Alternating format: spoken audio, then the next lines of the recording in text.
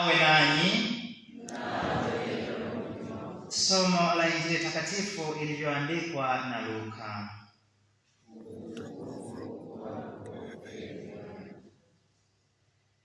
Yesu alifika Nazareti, akawaambia makutano hekaluni, amin nawaambia ya kuwa hakuna nabii mwenye kukubaliwa katika nchi yake mwenyewe.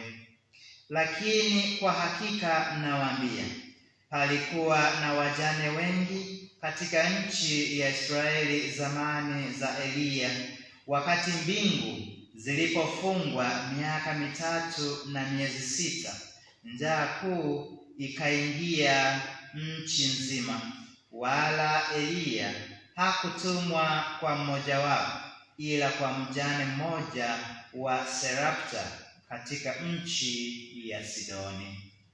Tena palikuwa na wenye ukoma wengi katika Israeli zamani za nabii Elisha, wala hapana aliyetakaswa ila Naamani mtu wa Shamu.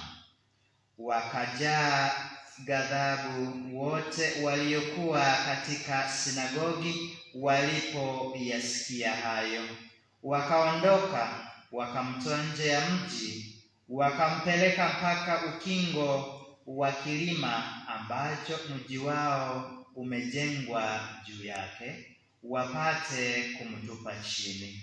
Lakini yeye alipita katikati yao, akaenda zake. Neno la Bwana.